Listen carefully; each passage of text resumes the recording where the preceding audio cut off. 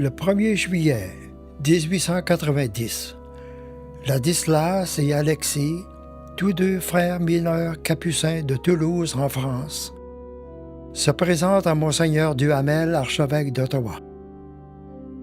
Ils viennent au Canada fonder un couvent afin d'accueillir les jeunes religieux français, les lois anti-religieuses de l'époque ne leur permettant pas de terminer leurs études théologiques en France.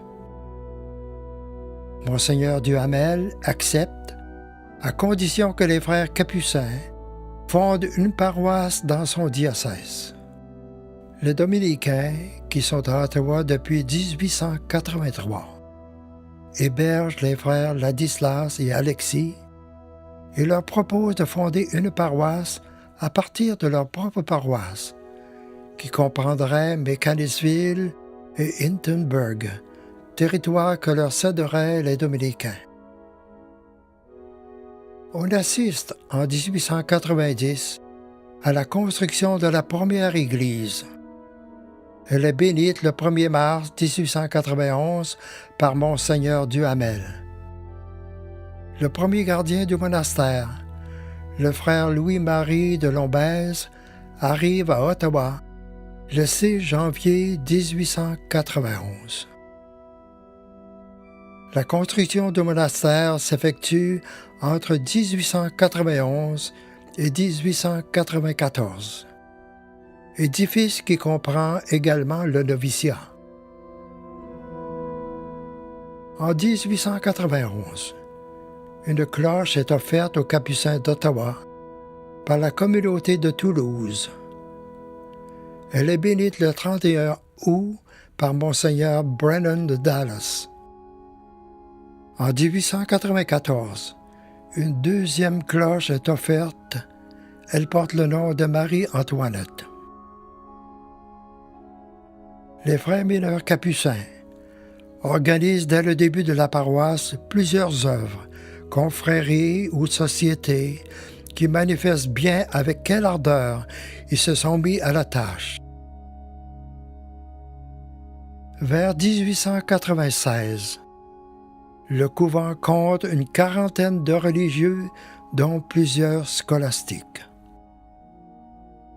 À partir de 1896, la paroisse, qui comprend 200 familles canadiennes françaises, se dote d'une première école afin d'assurer l'éducation des enfants de la paroisse.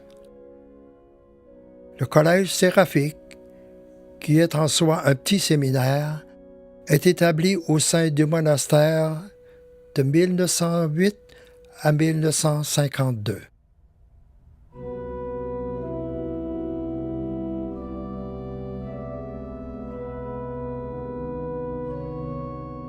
En 1923, une entente est convenue entre les frères capucins et l'archidiocèse d'Ottawa afin de remettre toutes les propriétés de la paroisse Saint-François d'Assise aux Capucins. En 1925, les Capucins acquièrent l'ermitage Saint-Antoine de Padoue au Lac-Boucher, Québec. Celui-ci deviendra l'un des importants lieux de pèlerinage au Canada.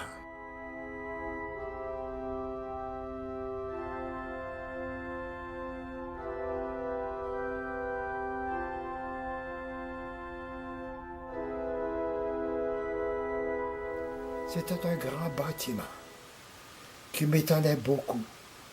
Il y avait là beaucoup d'enfants, beaucoup de jeunes qui semblaient se connaître tous les uns les autres. C'est comme si j'étais tombé dans une belle grande famille. Il y avait la salle d'études, il y avait les classes, il y avait la chapelle, et au 3e étage, il y avait le grand dortoir, avec beaucoup de lits. Et j'ai vécu dans ce collège pendant 7 ans.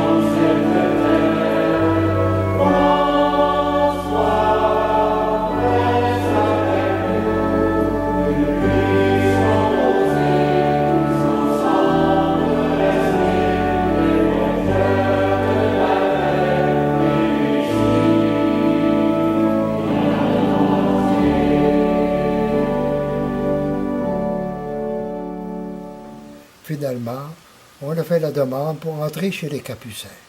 Peut-être allez-vous me demander pourquoi j'ai persévéré chez les Capucins. Est-ce que les 5 cousins qui ont pris le train à Québec pour se rendre au Collège séraphique d'Ottawa ont persévéré? J'étais le seul. Pourquoi est-ce que j'ai persévéré? Il m'a semblé que j'entrais dans une belle famille, où il y avait toutes sortes de choses, où il y avait beaucoup d'activités au Collège séraphique, des sports, l'étude, la chorale, la musique, le théâtre, et ainsi de suite. Je ne me suis jamais ennuyé. Et je remercie les pères capucins qui m'ont accueilli et qui m'ont gardé chez eux de tout ce temps-là. Merci aux pères capucins.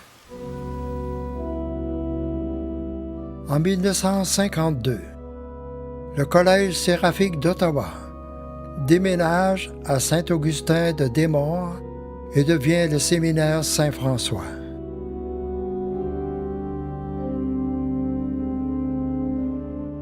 C'est en septembre 1971 que le monastère d'Ottawa est démoli. Une nouvelle convention entre les Capucins et l'archidiocèse d'Ottawa est adoptée en 1976.